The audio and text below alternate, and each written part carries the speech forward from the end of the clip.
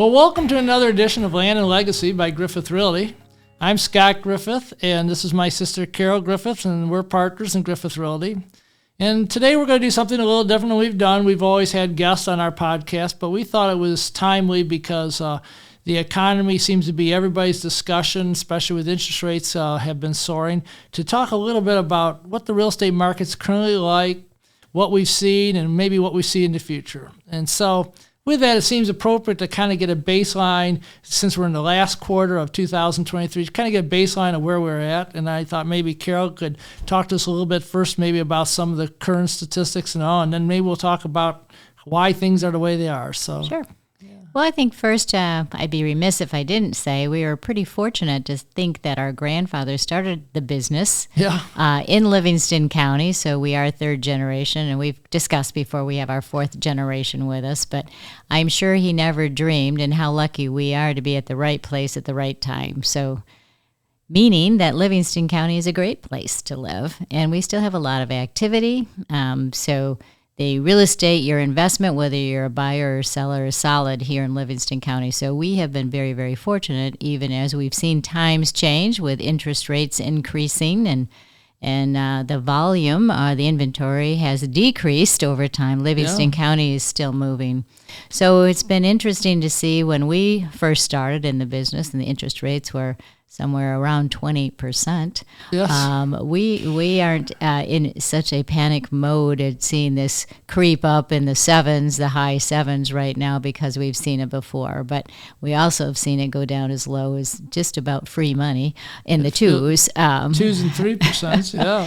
But anyway, that just shows you that real estate does go up and down, and there's still no greater way to create wealth, if you will, than owning your own home. And so we truly believe that. But what's been interesting this year, you can listen to the news and it sounds like doom and gloom, but you know what? It really is not here in Livingston County. Our average sale price is somewhere around $438,000. And so, as I say, that's good to be a homeowner, and it's good to be a seller too. Over about a 4-year period, it's up like 38%. It's just a phenomenal It's really increase. phenomenal. And, the activity level has declined because as the prices go up, there are less people that can afford, particularly when the interest rates go up, entry-level people to get into the real estate market. But having said that, if you've got a home to sell or a lot or a condominium and it's in good shape, move-in ready, some improvements have been done. Chances are, if it's priced right, you're going to see people rally around that particular home and try to call it theirs. So there's still challenges. We are a classic example of supply and demand. I mean, very much so. The lack of supply and caused by primarily at this point people who have mortgages that are into 3% and find it very difficult to move up or to move over or to make a change and pay an interest rate which is easily twice what they're currently paying, and realize how much it impacts their finances. Are saying, I'm just going to stay where I'm at. So we don't get the volume of homes on the market. In fact, we sort of sadly say that if it wasn't for deaths and divorces, the thing that seems to continue all the time, there may be no inventory, but we have such a low inventory, yet we're still such a desirable community, the demand continues. If somebody is selling somewhere else or they're trying to buy a home for the first time, we are a place they want to try to live, so the demand stays high. So we are a classic example of supply and demand. The lack of supply and high demand keeps the prices both buoyed up and sometimes pushing up when the market even gets greater. I know there's so many people come to us and say, is now the right time? Is now the right time to buy or sell? And that's hard. I mean, everyone has kind of goals, so we can give them advice. There is, no perfect time, but the opportunity to buy and here. build equity is always, I mean, the difference is once you're paying, you're building equity. And, it's hard to say that even if prices stayed flat, if you're paying down your mortgage, you're not building equity. Isn't that a good thing, right? So. That's right. So it is an opportunity to buy. Home ownership is an opportunity. And anyone in the audience is interested in learning how they can build equity or what the opportunities are, they should talk to a realtor. They should talk to a financial advisor, or they should talk to a lender, because there are so many different ways now. It's so much different than it was when you and I first started. If you didn't have 20% to put down, you weren't buying anything, and that's not the case any longer. Real estate is truly, when you look at it, the last leveraged purchase you can make in the United States, that you can finance it and live in it and build equity. So you can take 3% of the purchase price and put it down. And when you consider if prices even go up at 1%, the money on money you actually make is dramatic compared to if you had to put 100% down and you made 1%. So the ability to build wealth and create wealth is significant in real estate. And as you say, it's changed so much. I mean, since the Great Recession, the whole mortgage world has changed so much. Not to become boring, but I think it's interesting to talk about how interest rates are derived and why interest rates are so high right now. They're pressing every bit of almost 8%, and as you and I both allude to, we've seen them a whole lot higher. And when we started in real estate, they were higher than this, and they always were higher. And now they've now gone through a 20-year period of being lower. But at the same time, the difference in this situation, which I will always say is a difference, is the fact that I've never seen a period where interest rates doubled in such a short time. We've literally I think that is the unique piece. That's the nuclear bomb part of this one. That they doubled in a period of less than a year, and that's significant in anybody's market at any time in our history.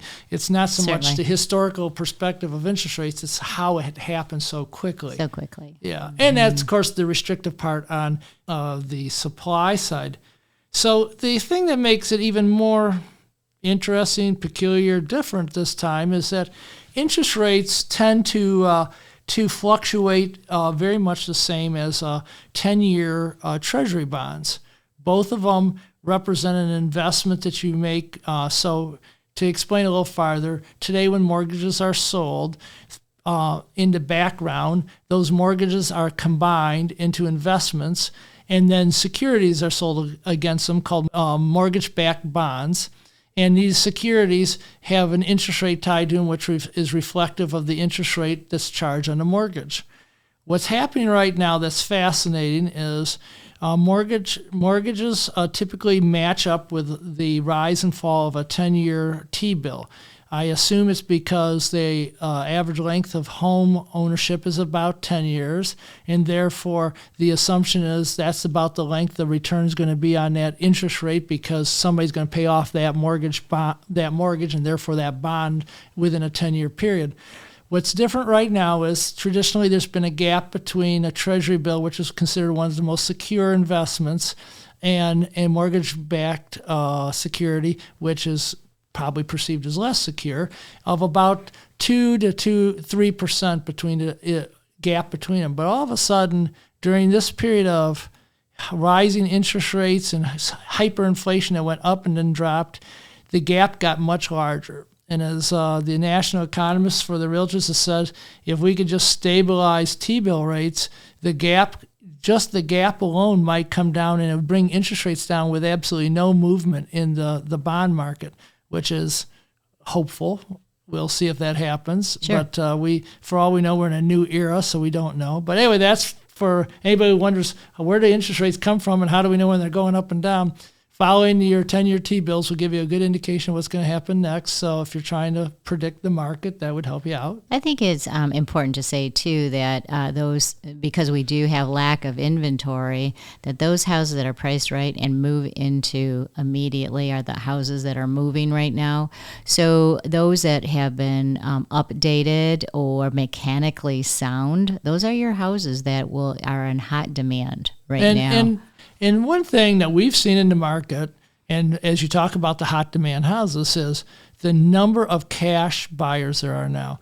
Phenomenal. Thanks to I'm sure it's partly tied to the fact that everybody received some COVID relief money, and over time that goes into cycle, and then people who have businesses and all have acquired the money. But we have never seen a period where so many transactions are done with cash. People are using resources they have to pay cash and then refinance after they close, or they just have the cash.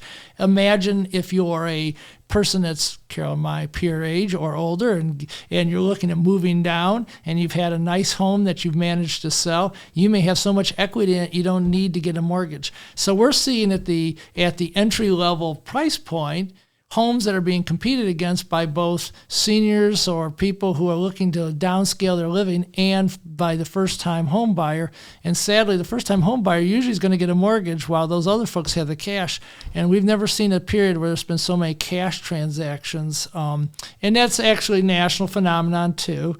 Back 2 years ago, 20% of the deals in the country were being done cash, and it's the highest level it's ever been done. So it's not like we're unique, except for it certainly puts a lot of pressure on the first-time home buyer, because they can't get into a home when they're competing against a person who's prepared to pay cash, and it takes the whole bank out of the quotient. And I think one of the educational pieces we're telling sellers is the first-time home buyer, they're putting everything they have in their down payment just to get into a house. Yeah. But they don't have money left over to fix up a roof, yeah. a furnace, and deferred maintenance is an issue. Yeah. It is a real issue. And if they watch HGTV, they think that every kitchen has to have granite, and it's a real educational piece for I think both a buyer and a seller. But that's just how things have evolved over the years.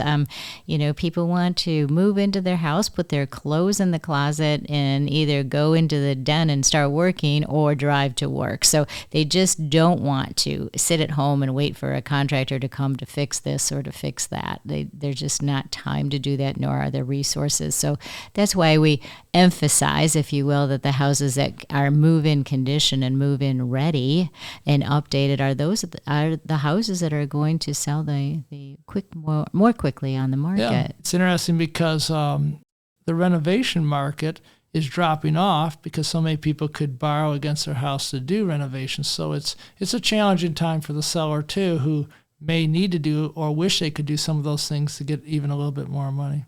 That's right. So in a little twist, Gail, so I get asked a lot about, do you think home prices are going to stay at this level, or do you think they're going to fall? And what do you think and why? Well, I think typically this time of year, some of our transactions slow down a little bit, and I don't see that really happening as much as maybe days on the market might take a little bit longer, because it's really tough to get families either to show their house or to move during Thanksgiving or Christmas or holiday time and family times. It's just not a pressing issue or a desire. So it's not uncommon to see a little slowing after the first of the year. Then everybody kind of regroups and puts their priorities. So I think real estate will remain strong. I don't think there's going to be a big change in the interest rates, but I think it's just something that we'll get used to.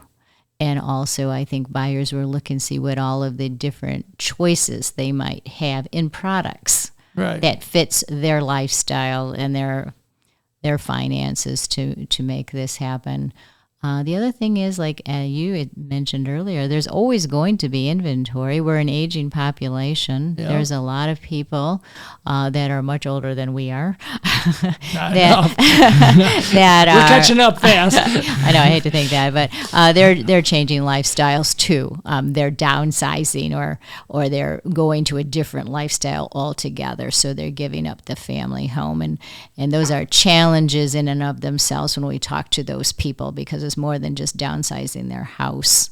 It's all their emotions and their family emotions too. So while we see those houses coming on the market, they take a little bit longer because there's a whole process that's involved, not just mentally and physically. But I ask you that question. I actually think that home prices will stay probably pretty much the same. They even have the potential of going up, even with the higher interest rates. I think what we've proven in this market is supply and demand are the drivers of an economy, that the traditional things that influence supply and demand, like interest rates, don't have the same effects when other influencers, like the fact there is no supply, is involved. So as long as people are not willing to give up their current mortgage, interest rates can be about wherever they are, and demand is going to seemingly still exceed the supply.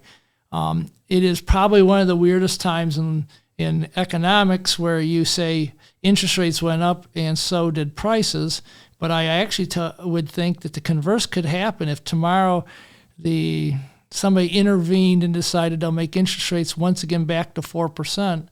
Everybody who's said, I need to move, I want to move, I wish I could get the highest dollar I could, would put their home on the market, and we'd have an oversupply for the demand, and of all things, interest rates could fall, and so could prices. So I think we can demonstrate that interest rates have an influence on the market and certainly impact everybody's psyche, but it isn't the driver of the market. It's entirely whether there's actually product. It even goes to the point that the home builders have been, last year was the first year they actually kept up with the natural supply necessary for population, and this year it's going to be less again. So for over a course of 10 years, there's been nearly 1 million homes per year not built that needed to be built to keep up with natural population. And it's the old story, the music stopped and there's not enough chairs, so it's going to keep making the demand that much higher because there's no new supply to buy. Right. The same is true for those who wish to rent. Yes, absolutely. The rents are going up higher and higher and higher because it's supply and demand again, and that's just that much harder for those people who are renting to actually get into a home because it's harder for them to buy, to save for the down payment to get into a home and then create. The hardest part about the rent part is because it's watched by the Fed as part of the GDP that they're trying to bring down to 2%. The sad part is they look at statistics that are quite old and over a long period, and all the popular information that's out there from other sources, private sources, show that the rent increase price is down, is flattened out. But the Fed looks at statistics that look like it's going up because they're using a longer timeline, and so they will continue to reflect on the rents going up when they've actually flattened out by at least private sources for probably another couple months. So we'll have to still face those issues. But it's whatever you say. At the end of the day, renters are having to pay more, and that's a hard deal. And utilities have gone up, and the price of living has gone up. So anyway, the good thing is we understand all of those dynamics that go into that sort of a transaction and decision, and that's what we're here for, to help people through those things. I think that a realtor who is in the market is an important resource for a buyer or a seller because it's difficult to stay up with these things, and realtors, this is their profession, and that's what they do day in, day out, and it's going to more than pay for itself to have somebody who knows what's going on. Well, with that, we'd like to thank you for watching another edition of Land and Legacy.